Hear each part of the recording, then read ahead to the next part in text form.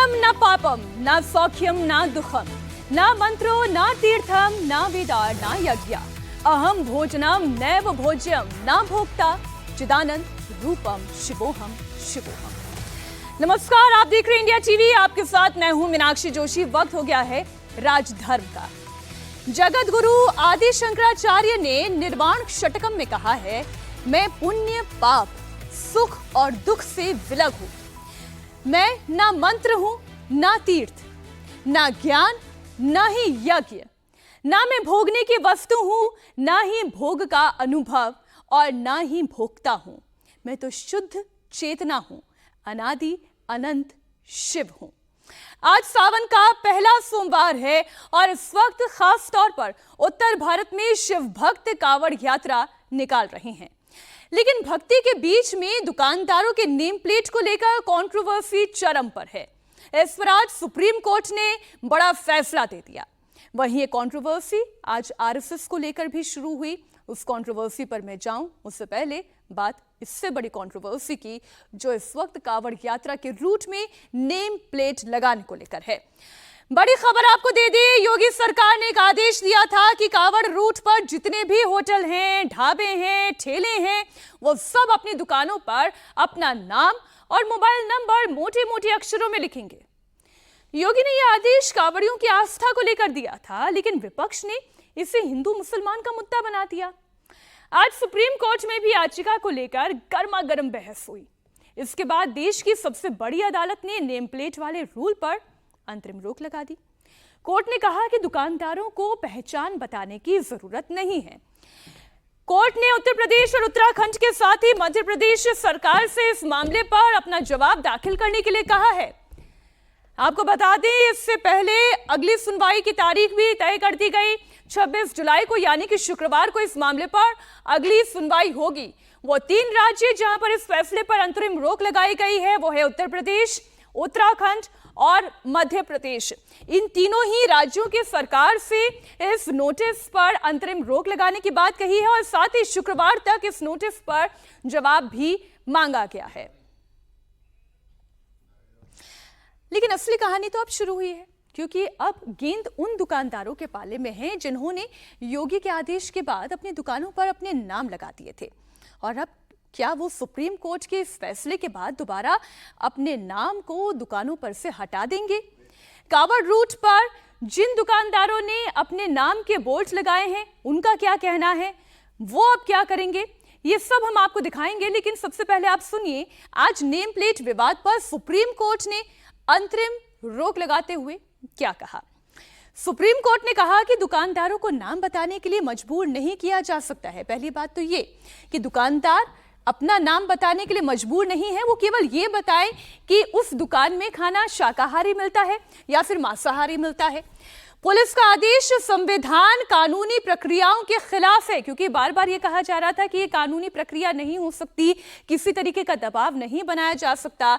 दुकानों पर name plate लगाने का आदेश भेदभाव करने वाला है। अब जितने भी आलोचक हैं इस फैसले के, वो यही बात कह रहे हैं कि दरअसल ये आदेश ही भेदभाव करने वाला है। पुलिस ने इस मामले में अपनी ताकत का गलत इस्तेमाल किया है।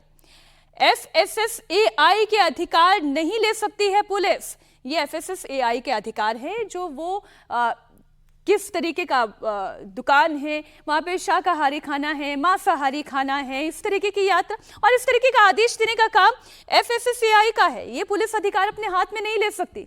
अदालत ने कहा कि स्टैंडर्ड्स यानी food security standards authority of India के अधिकार हैं ये कांवड़ यात्रा वाले रूट पर। इसलिए दुकानदारों पर जो भी कार्रवाई हुई है, ये दुकानदारों की स्वेच्छा है कि वो नाम लगाकर रखना चाहें या ना लगाकर रखना चाहिए, ये उनके अब अधिकार क्षेत्र में है। याचिकाकर्ताओं की तरफ से सुप्रीम कोर्ट में अभिषेक मनु सिंघवी ने आज बहस की। अभिषेक मनु सिंघवी ने कोर्ट में क्या दलीलें दी वो भी आपको बता दें। आज अभिषेक मनु सिंघवी ने कहा कि नेम प्लेट वाला रूल लागू करके अल्पसंख्यकों की पहचान कर उनका आर्थिक बहिष्कार किया जा रहा है। इस आदेश की वजह से सैकड़ों लोग अपनी नौकरी खो रहे हैं। ये एक चिंताजनक स्थिति है।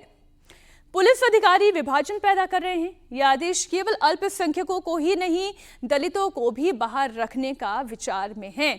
सिंघवी ने यह भी पूछा कि रेस्टोरेंट में मुस्लिम या दलित कर्मचारी हैं तो क्या आप वहां पर खाना नहीं खाएंगे, ये एक सवाल था। अब इसका जवाब तो हालांकि सरकारों की ओर से दिया जाना है, वो तीनों राज्य यानी कि उत्तर प्रदेश, उत्तराखंड और मध्य प्रदेश सरकार की ओर से। इस पर अब क्या जवाब दिया जाता है, गेंद उनके पाले में है। नेम प्लेट वाले रूल के खिलाफ विपक्ष लगातार योगी सरकार पर हमला कर रहा था, लेकिन योगी अपने फैसले पर अड़े रहे। कांवड़ रूट पर योगी आदित्यनाथ के फैसले का असर भी तेजी से दिखना शुरू हो गया था।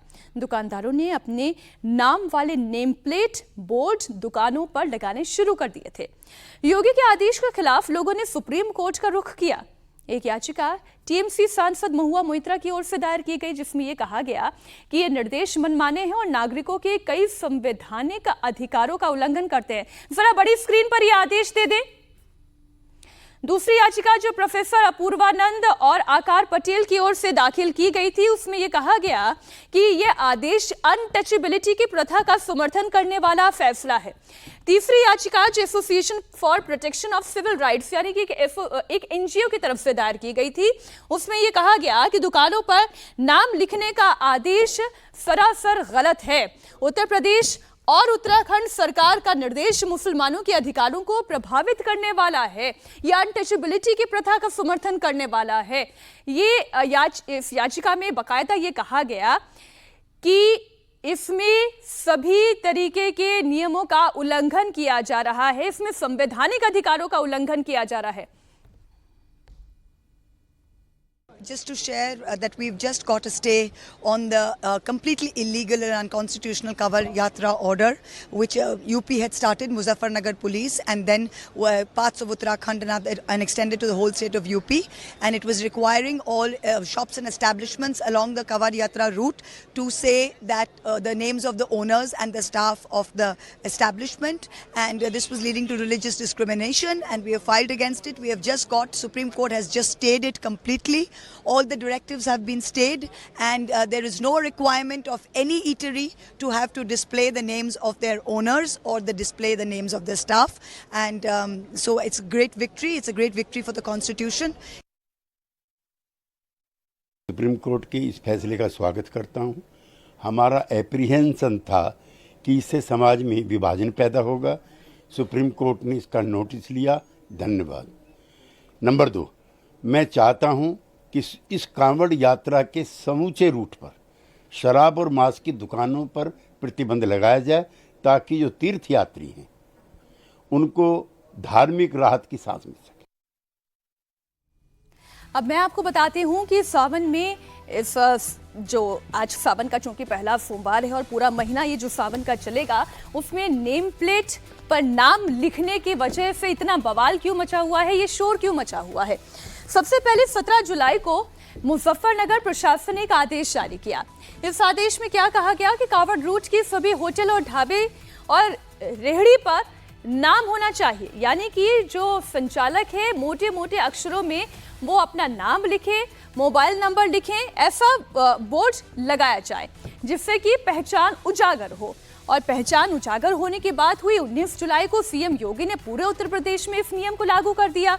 अब ये लागू करने के पीछे मंशा ये थी कि कांवड़ लेकर निकलने वाले यात्रियों को कोई कंफ्यूजन ना हो, लेकिन इस आदेश के बाद हंगामा हो गया। विपक्ष ये सवाल उठाने लगा कि ये तो दरअसल आर्थिक रूप से आप किसी के अधिकारों का हनन करने की कोशिश कर रहे हैं। योगी आदित्यनाथ पर जब सवाल उठे तो योगी आदित्यनाथ बैकफुट पर जाने की बजाय फ्रंट फुट पर आए, उन्होंने फिक्सर लगा दिया। 19 जुलाई को ही सीएम योगी ने ये आदेश पूरे उत्तर प्रदेश में लागू कर दिया। उत्तर प्रदेश की तर्ज पर ही उत्तराखंड में भी यही रूल लागू हो गया। और फिर मध्य प्रदेश के उज्जैन की अगर बात करें, जहां पहले एक साल पहले ही इसी तरीके का आदेश दिया गया था, लेकिन अभी तक वहां पर इस आदेश का कोई पालन नहीं कर रहा था। योगी सरकार के आदेश के बाद उज्जैन प्रशासन ने भी वहां सख्ती से नेम प्लेट लगाने के आदेश को लागू करवाना शुरू किया। योगी ने यह आदेश क्यों दिया, उसके पीछे भी एक कारण है, लेकिन सुप्रीम कोर्ट के फैसले के बाद सबसे बड़ा सवाल ये है, वो क्या है? सवाल ये कि कांवड़ रूट पर जो ठेले वाले हैं, जो ढाबे हैं, जो रेस्टोरेंट वाले हैं, जो ऑलरेडी बोर्ड पर अपना असली नाम लगा चुके हैं, क्या वो कांवड़ियों की आस्था का सम्मान करते हुए वहां पर नाम लगा रहने देंगे या फिर उसे बदल देंगे? क्योंकि आज जैसे ही सुप्रीम कोर्ट ने अपना फैसला सुनाया, मुजफ्फरनगर के कई दुकानदारों ने अपने नाम के बोर्ड उतारने शुरू कर दिए। कांवड़ मार्ग पर खाने पीने के दुकानों पर नेम प्लेट लगाए जाने के यूपी सरकार के फैसले पर सुप्रीम कोर्ट ने रोक लगा दी है। उसके बाद मुजफ्फरनगर में जिस तरीके से दुकानदारों ने अपनी अपनी दुकानों के आगे नेम प्लेट और अपनी फोटो लगाई थी, अब सुप्रीम कोर्ट के आदेश के बाद ये बोर्ड हटाया जा रहा है। चूंकि ये मेन कांवड़ मार्ग है, तस्वीरों में आप देख सकते हैं, और इस पे कांवड़ियों का रेला चलता है, जो शुभक्त कांवड़ियों का, और उस पे जो न्यू बाबा स्वीट्स की दुकान थी, काफ़ी पुरानी दुकान थी, इस पर सरकार के फैसले के बाद सलीम अहमद ने अपना नाम और अपनी फोटो भी यहाँ पर लगा दी थी। लेकिन अब इस तरह से ये दुकान के बाहर लगे हुए बोर्ड को सुप्रीम कोर्ट के फैसले के बाद अब ये हटाया जाने लगा है। मुजफ्फरनगर की ये तस्वीर है, और आप देख सकते हैं कि चूंकि पुरानी दुकान थी, अब यहाँ पर जो पुराना बोर्ड, एक बार फिर आप देख सकते हैं कि पुराना बोर्ड सिर्फ न्यू बाबा स्वीट्स बागों वाले पे ये पुराना बोर्ड इस दुकान पर रह गया है। चूंकि सरकार के फैसले के बाद, आदेश के बाद यह बोर्ड लगाया गया था, और आपने ये बोर्ड पहले लगाया था सरकार के आदेश के बाद, अब कोर्ट के फैसले के बाद हटा। सही बात, कोर्ट के हटा दिया बोर्ड। इससे कोई दिक्कत हो रही थी आप? नहीं, कोई दिक्कत नहीं, कोई परेशानी नहीं, कोई दिक्कत नहीं थी। सरकार ने आदेश दिया, लगा दिया, सुप्रीम कोर्ट ने आदेश दिया। सही बात। जब दिक्कत नहीं थी तो फिर ये बोर्ड वापस हटाया क्यों गया, सवाल तो ये भी पूछा जाना चाहिए। हालांकि ये अभी एक अंतरिम रोक है। शुक्रवार को सुप्रीम कोर्ट फिर इस मामले की सुनवाई करेगी, और उस दिन क्या फैसला होगा ये अभी किसी को नहीं पता। ऐसे में कावड़ रूट पर जिन लोगों ने अभी से अपने बोर्ड उतारने शुरू कर दिए हैं, क्या वो जल्दबाजी नहीं कर रहे हैं? सर, एक बार अपना नाम बता दीजिए। मेरा नाम मोहम्मद शादाब है। शादाब जी, अब सुप्रीम कोर्ट का अंतरिम रोक लगा दी है, जो प्रशासन और पुलिस ने आदेश दिए थे, जो नाम आपको बाहर लिखने पड़े थे, तो क्या आपको लगता है क्या ये आदेश सही है? देखिए, पुलिस प्रशासन द्वारा जो आदेश हमें दिए गए थे नाम लिखवाने के लिए, हमने उसका पालन करते हुए नाम लिखवा लिए थे। लेकिन ऐसा पहले कभी हुआ भी नहीं है। और जैसे कि कांवड़ यात्रा शुरू होने वाली थी, और आज से शुरू भी है 22 तारीख से, तो हमें थोड़ा सा इस बात का अनुमान था कि काम पे कुछ ना कुछ फर्क पड़ेगा। अब चूँकि सुप्रीम कोर्ट का आदेश आ गया है रोक लगने के लिए, तो अब प्रशासन को भी चाहिए कि इन नामों को हटवाए। मतलब इससे माहौल भी ऐसा लग रहा था कि बहुत ज़्यादा सही नहीं रहेगा। बहरहाल बहुत अच्छा फैसला है सुप्रीम कोर्ट का। हमने तो वो भी माना था, देखो मानने में फ़ायदा है, प्रशासन शासन की बात मान लेनी चाहिए। जैसा आदेश पहले आया था उसको माना, अब चूँकि सुप्रीम कोर्ट सबसे बड़ी वो होती है, तो उसका आदेश मानना चाहिए। तो आप अपनी तरफ से क्या इन बोर्ड को जो नाम आपने लिखे हैं बाहर, वो हटवाएंगे या प्रशासन कहते तभी हटाएंगे? देखिए, प्रशासन ने जैसे नाम लिखवाए थे हमें थोड़ा सा फोर्स करके भी, तो इसी तरह उनको चाहिए कि वो आए और इस बात को कहें कि भाई अगर चाहे हम हटा लें, चाहे ना हटाएं, तो वो फिर हमारे ऊपर मर्जी की बात होगी। काम पे फर्क पड़ा आपके इससे? अभी इसका बहुत ज्यादा अंदाजा नहीं हुआ, चूंकि आज ही से कावड़ शुरू है 22 तारीख से, तो इसका अंदाजा हमें 2-3 दिन में होना था। लेकिन चूंकि अब रोक लग गई है, तो सुना आपने, ये शराब हैं जिनका कहना है कि अभी जो कावड़िए हैं इससे काम पे फर्क पड़ सकता था, लेकिन इसके बावजूद जो है वो यहाँ पर काम कर रहे थे। कावड़िए देखिए, आप यहाँ पर आते हैं, इनसे भी हम एक बार बात कर लेते हैं। आप भी कावड़ लेकर आए हैं? आज ही कावड़ आपने जल लिया है वहाँ से? सुबह लिया था। अच्छा, मैं आपसे एक बात पूछूंगा, जैसे जिन ढाबों पे आप खड़े हुए हैं, बाकायदा यहाँ पर जो मुस्लिम लोग हैं वो इन ढाबों को चलाते हैं, तो आप लोगों को कभी कोई इस तरीके से दिक्कत होती है, परेशानी होती है, या कोई ऐसी वो बात नहीं है? नहीं, ऐसा कुछ नहीं है। बाकी से पूछ लो, ये बताइए। आपको लगता है जैसे ये रेस्टोरेंट ढाबे, इन पे बाकायदा सरकार ने नाम लिखवाए थे कि जिनके नाम है ये मुस्लिम लोग हैं तो यहाँ पर नाम लिखे जाएं, लेकिन आज सुप्रीम कोर्ट का अंतरिम आदेश आया कि ऐसे नाम नहीं लिखे जाने चाहिए, क्या कहेंगे आप? हाँ, मतलब ठीक है भाई, हम हिंदू हैं, वो जब वो वहाँ से उनको प्रॉब्लम होती है हिंदुओं से, तो फिर हम मतलब होता है, हम कावड़ लेके आ रहे हो तो एक कावड़ लेके आने ऐसा लगता है। आप देखिए, कावड़िए हैं, ये कावड़ लेकर यहाँ पर पहुंचे हुए हैं। और भी आप ढाबे देखेंगे, यहाँ पर ये जो नाम था वो तिरंगा टी स्टॉल था, और तिरंगा टी स्टॉल के बाद जब पुलिस यहाँ पर पहुंची, प्रशासन यहाँ पर पहुंचा, उनको ये कहा गया कि जो भी आपका स्टाफ है, जो भी यहाँ पे मालिक है, उनके नाम लिखे जाए। यहाँ पर आप देख सकते हैं ऊपर अफ़ान भाई, और नीचे आप देखेंगे अफ़ान और आकिब की बाकायदा फोटो लगाई गई। इसके अलावा जो बाकी स्टाफ है उसकी भी यहाँ पर फोटो लगाई गई और नाम लिखे गए। यहाँ पर आप देख सकते हैं नईम, आसिफ, अफ़ान, नबील और आकिब। अब जो रेस्टोरेंट ढाबा है, इनके जो ऑनर है उनसे बात कर लेते हैं। एक बार अपना नाम बता देंगे आप मुझे? मेरा नाम मोहम्मद आसिफ है। आसिफ जी, अभी सुप्रीम कोर्ट ने अंतरिम आदेश दिया है कि जो आदेश था यूपी सरकार का या पुलिस का, उसके ऊपर अंतरिम रोक लगा दी है। किस तरीके से इस फैसले को मानते हैं आप? ठीक किया उन लोगों ने, जो किया अपने सोच समझ के किया उन्होंने, फैसले को सहमत है हम। हटा देंगे अब नाम। कब हटाएंगे आप लोग नाम? अभी हटा देंगे, जो फैसला आ गया सुप्रीम कोर्ट का तो हम सहमत है उससे।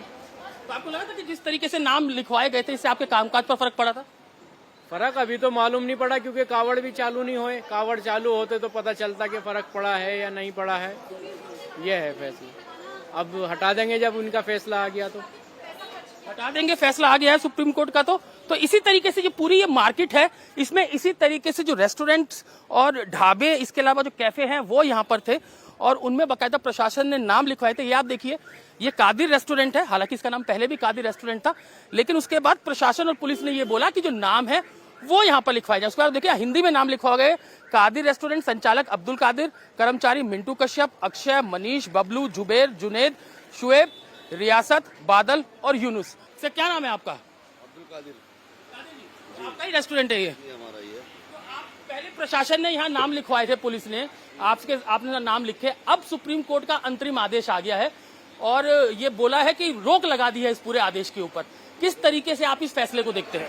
वो तो उन्होंने लगा दी, उनके हाथ में, लेकिन यह है कि जो नाम लगा हुआ है, हमें इससे हम टेंशन फ्री हैं। जिसका दिल करेगा वो खाएगा, जिसका दिल नहीं करेगा। अब ये तो नहीं हमने खुला दिया और अब वो हिंदू समझ खा गया और बाद में पता लगा हम मुसलमान हैं, उसमें दंगे भड़कते थे। अब उसे ये तो पता कि मुसलमान है, उसका दिल की बात है, वो खावे या ना खावे। प्रशासन के इस फैसले से आप सहमत थे? वैसे जी हम तो सहमत थे, क्योंकि हम उसमें माइंड फ्री है बिल्कुल, क्योंकि उसे पता है हम कौन है। अब देखिए हर तरीके की राय मिल रही है। किसी को परेशानी थी, किसी को परेशानी नहीं थी, किसी को अब भी परेशानी है, किसी को अभी परेशानी नहीं है। आज से कावड़ यात्रा की शुरुआत हो चुकी है जो 19 अगस्त तक चलने जा रही है, यानी कि 29 दिन कावड़िए अपने आराध्य को पूजेंगे। ऐसे में कितने दुकानदार अब अपना असली नाम लगाए रखते हैं, ये देखना दिलचस्प होगा, क्योंकि योगी सरकार का नेम प्लेट वाला ऑर्डर इन्हीं कावड़ियों की आस्था से जुड़ा हुआ है।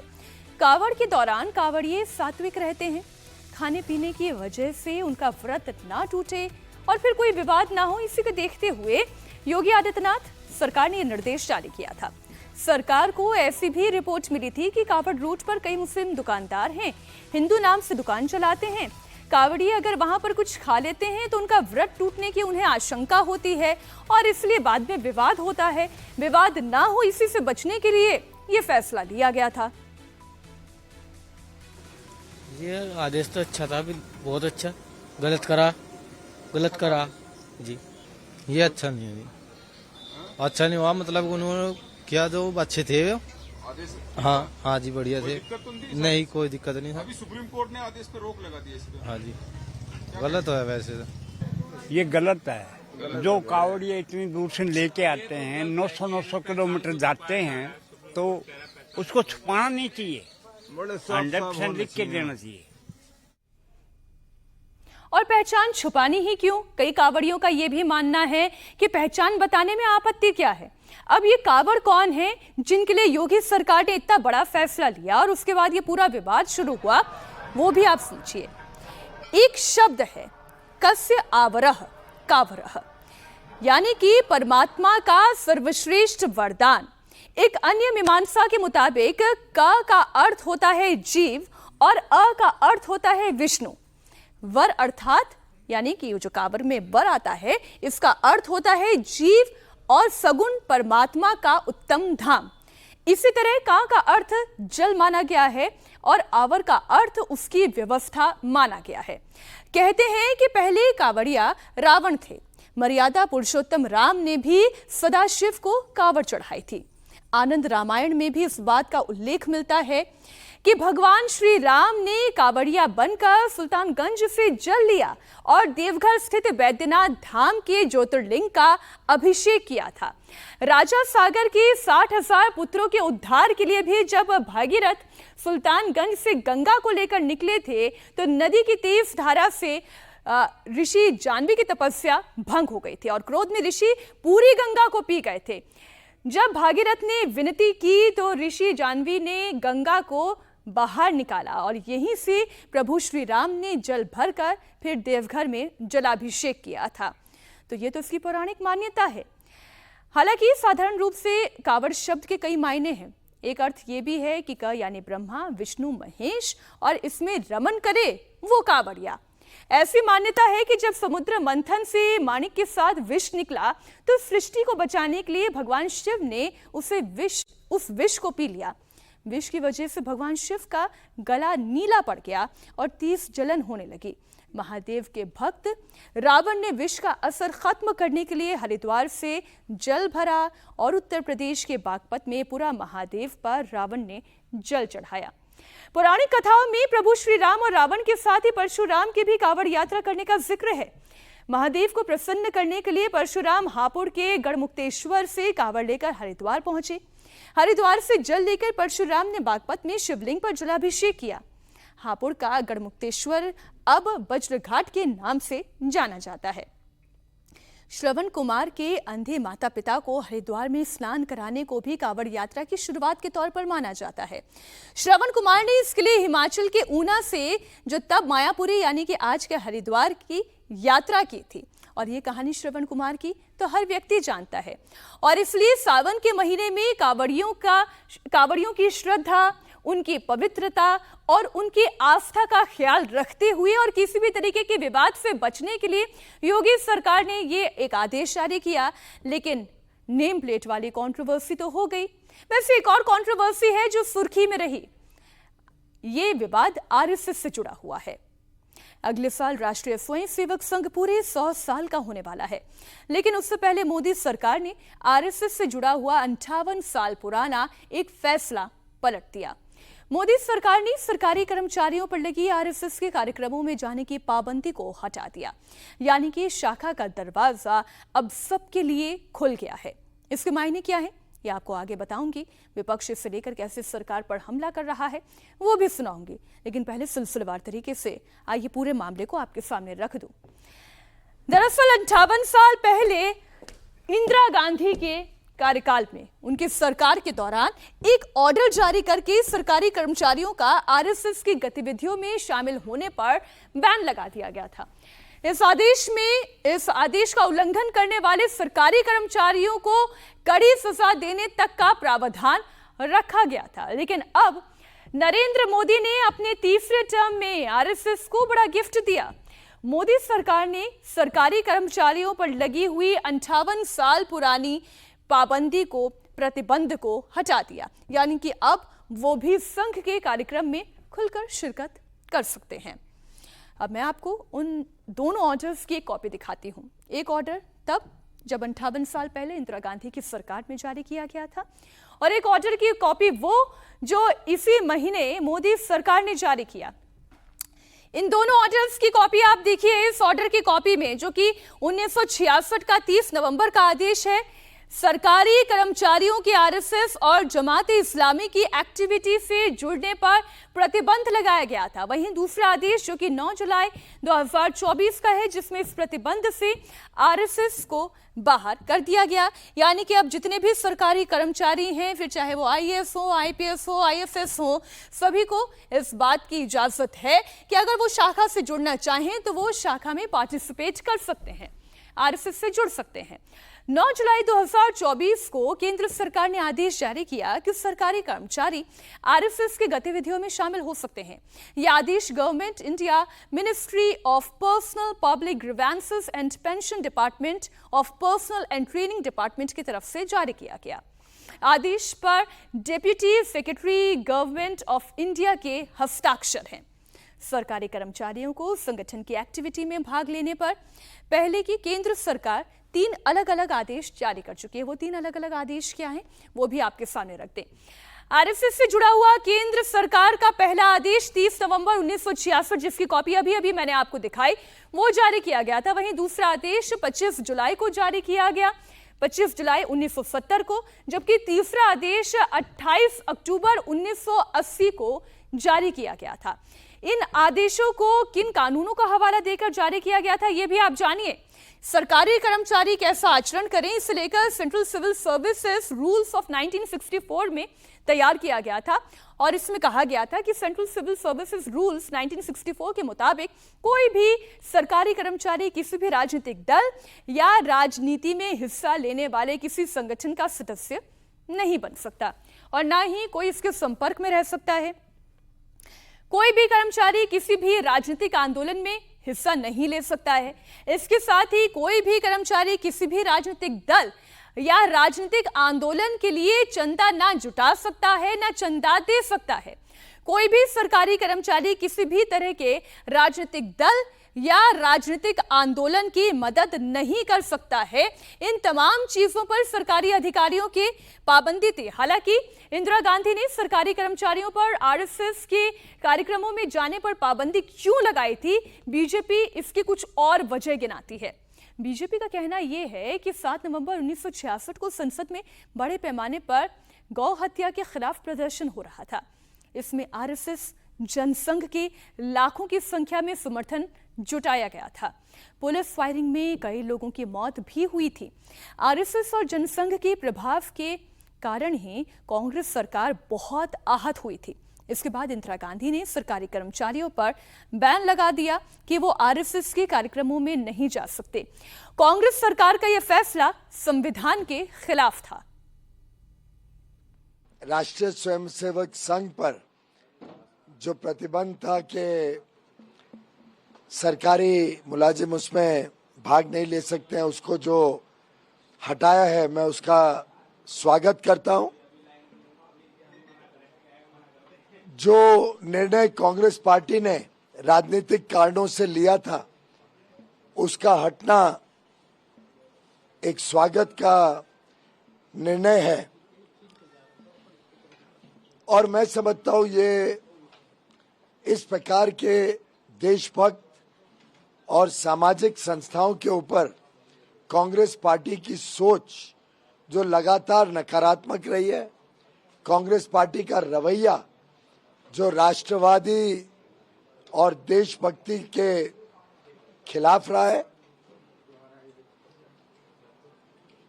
इस प्रकार की विचारधारा के लिए भारत में कोई जगह नहीं है। और राष्ट्रीय स्वयंसेवक संघ जो एक देशभक्त संस्था है, जो एक सांस्कृतिक संस्था है, जिसका हर स्वयंसेवक देशभक्ति से ओतप्रोत रहता है, उस संस्था में कोई भी व्यक्ति भाग ले उसका स्वागत होना चाहिए। केंद्र सरकार के इस फैसले का आरएसएस ने स्वागत किया है। राष्ट्रीय स्वयंसेवक संघ के अखिल भारतीय प्रचार प्रमुख सुनील अंबेडकर ने कहा कि अपने राजनीतिक स्वार्थों के चलते तत्कालीन सरकार ने सरकारी कर्मचारियों को संघ की गतिविधियों में भाग लेने पर प्रतिबंध लगाया था। अपने राजनीतिक स्वार्थों के चलते तत्कालीन सरकार द्वारा शासकीय कर्मचारियों को संघ जैसे रचनात्मक कार्य करने वाले संगठन की गतिविधियों में भाग लेने के लिए पाबंदी लगाई गई थी। शासन ने, वर्तमान के शासन ने आज उस पाबंदी को जो हटाया है, ये निर्णय समुचित है और भारत की लोकतांत्रिक व्यवस्था को ये निर्णय पुष्ट करेगा। अब तक आरएसएस के सालाना समारोह में पथ प्रदर्शक जाते थे। नितिन गडकरी, देवेंद्र फडणवीस समेत तमाम बीजेपी के बड़े नेता जो आरएसएस से जुड़े रहे हैं, वो संघ के प्रोग्राम में जाते रहे हैं। लेकिन अब मोदी सरकार के इस आदेश के बाद सबके लिए शाखा का दरवाजा खुल गया है। अब आरएसएस के कार्यक्रमों में सरकारी कर्मचारी बेहिचक होकर जा सकते हैं। जरा सोचिए, ऐसे में क्या नजारा होगा जब आरएसएस के प्रोग्राम में कोई आईएएस या आईपीएस अधिकारी पहुंचेगा तो कितना हंगामा होगा। यही वजह है कि ओवैसी समेत पूरा विपक्ष मोदी सरकार के फैसले का विरोध कर रहा है। आज ये बीजेपी की एनडीए की सरकार ये परमिट कर रही है कि गवर्नमेंट सर्वेंट्स आरएसएस के एक्टिविटीज में हिस्सा ले सकते हैं। तो ये मैं समझता हूँ ये बिल्कुल गलत है, क्योंकि आरएसएस का जो मेंबर का ओथ होता है, पहले तो मराठी में था, बाद में उन्होंने उसको संस्कृत में किया, फिर थोड़ा अमेंडमेंट्स किए। वो ओथ आपको कहता है कि वो भारत की डाइवर्सिटी को, प्लुरलिज्म को नहीं मानते। वो तो हिंदू राष्ट्र के ऊपर कसम खाते हैं। तो जो हिंदू राष्ट्र के ऊपर कसम खाता वो तो इंडियन नेशनलिज्म के खिलाफ बात कर रहा है। और मेरा मानना यह है कि जितने कल्चरल ऑर्गेनाइजेशंस है उनको परमिट नहीं करना चाहिए। तीसरी बात यह है कि ऐसे कई कल्चरल ऑर्गेनाइजेशंस है जो कम्युनिस्ट आइडियोलॉजी को मानते हैं। ऐसे कई कल्चरल ऑर्गेनाइजेशन, मिसाल के तौर पर जो जमात इस्लामी है। और आखिरी बात यह है कि इस फैसले से बात जाहिर होती है कि ये जो एनडीए के अलाइज हैं, ये लोग क्या कहेंगे इस बारे में भी, क्या वो इसको मानते हैं, उस फैसले को एक्सेप्ट करते हैं, ये उनको बताना पड़ेगा। देखिए, अभी तक दो कंट्रोवर्सीज की हमने बात की, एक लीगल कंट्रोवर्सी थी और दूसरी पूरी तरह से पॉलिटिकल कंट्रोवर्सी है। लेकिन अब जो तीसरी खबर मैं आपको बताने जा रही हूं वो कोई कंट्रोवर्सी ना हो, इससे बचने के लिए प्रशासन के सख्त कदम और सरकार की चेतना है। जी हाँ, आज से सावन का पवित्र महीना शुरू हो गया है और देश भर में शिव भक्त अपने आराध्य की पूजा के लिए शिवालयों में पहुंच रहे हैं। हरियाणा के नूह में ब्रजमंडल यात्रा चल रही है। पिछले साल इस यात्रा में हिंसा के बाकायदा टारगेट अटैक हुए थे। इसमें ये यात्रा फुल प्रूफ सुरक्षा के बेड़े में आगे बढ़ रही है। कोई कंट्रोवर्सी ना हो, कोई जनहानि ना हो, कोई सरकारी संपत्ति को नुकसान ना पहुंचे, इसलिए ये तमाम तैयारियां की गई। नल्हड़ महादेव के दरबार में जलाभिषेक कर भक्तों का जत्था अगले 2 दिन तक शिव मंदिरों में दर्शन पूजन करता दिखाई देगा। फिरोजपुर झिरका के प्राचीन शिव मंदिर में दर्शन पूजन और आखिर में शाम तक श्रृंगेश्वर महादेव के जलाभिषेक के साथ ये यात्रा संपन्न होगी। नल्हड़ महादेव मंदिर में शिव भक्तों का जयकारा गूंज रहा है। भक्तों की टोली बसेस के जरिए यात्रा में शामिल है। सुरक्षा बलों का काफिला यात्रा को बाकायदा प्रोटेक्ट कर रहा है। हर तरफ महादेव के जयकारे हैं। पिछले साल की एक तस्वीर आप याद करें, जब इस यात्रा में हिंसा की साजिश रची गई थी। उपद्रवियों ने टोली में जमकर उत्पात मचाया था। ऐसे में 2000 से ज्यादा जवानों का बेड़ा इस बार पूरी यात्रा की सुरक्षा में लगा हुआ है। पहाड़ों में ड्रोन से निगरानी की जा रही है।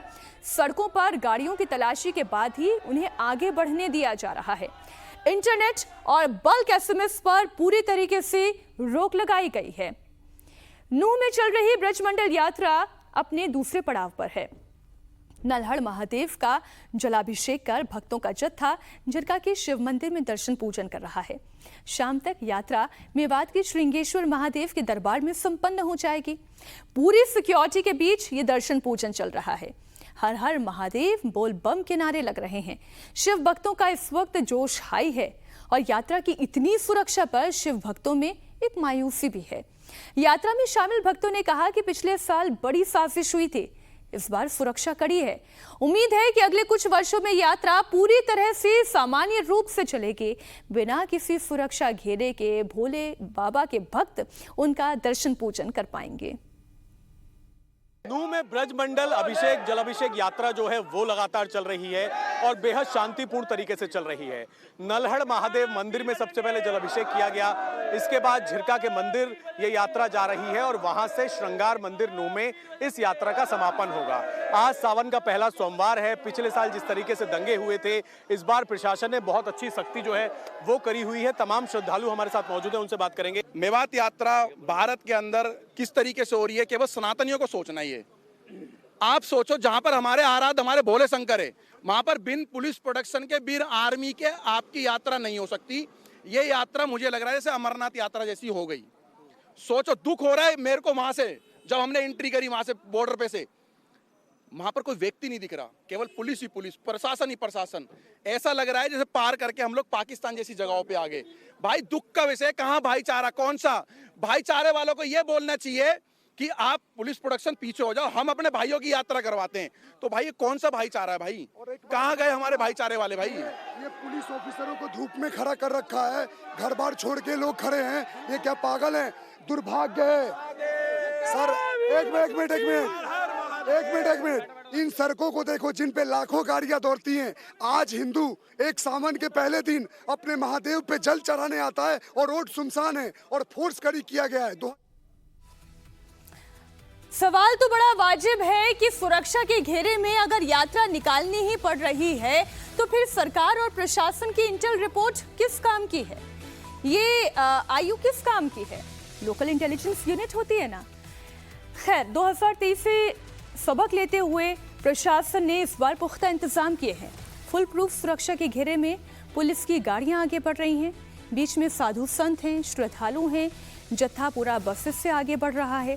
80 किलोमीटर लंबी यात्रा में कुल 3 पड़ाव हैं। पूरे रूट को 2000 से ज्यादा जवानों के बेड़े का कवर मिल रहा है। ड्रोन से संदिग्धों पर बाकायदा नजर रखी जा रही है और पहाड़ों में निगरानी की जा रही है। पूरी यात्रा की प्रशासन वीडियोग्राफी करा रहा है। यात्रा को लेकर शिव भक्तों का जोश हाई है और हर हर महादेव के उद्घोष के साथ बसेस से श्रद्धालु यात्रा भी कर रहे हैं। ये यात्रा कैसे आगे बढ़ रही है, अभय पराशर ग्राउंड रिपोर्ट उनकी देखें। ये वही संवाददाता हैं जिन्होंने पिछले साल इस नू हिंसा को अपनी आंखों से देखा था, लेकिन इस बार सामान्य रूप से चल रही, हालांकि सुरक्षा घेरे में ही चल रही इस यात्रा को लेकर उनकी क्या रिपोर्ट है, आप उन्हीं की जुबानी समझिए। नूह के अंदर नल्हड़ मंदिर से, नल्हड़ महादेव मंदिर से जो एक यात्रा निकलनी थी, इस वक्त आप देख सकते हैं यात्रा निकल रही है इस तरीके से अपनी अपनी गाड़ियों में, और साथ ही पुलिस की गाड़ी जो है वो भी यहाँ पर मौजूद है।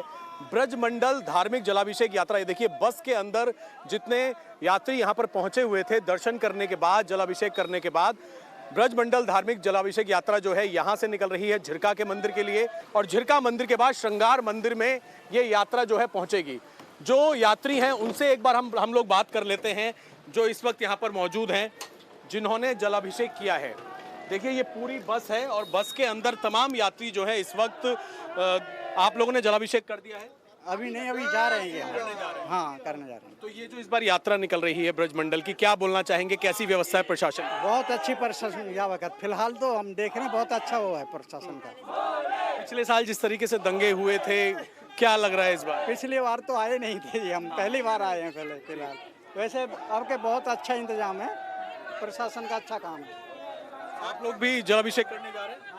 जी, जलाभिषेक तमाम यात्री जो हैं वो मौजूद हैं और इस वक्त सभी जो नल्हड़ महादेव मंदिर है उसमें जलाभिषेक करके इसके बाद झिरका के मंदिर जाएंगे और वहां से श्रृंगार मंदिर पर ये जो ब्रज यात्रा है ये कंप्लीट होगी।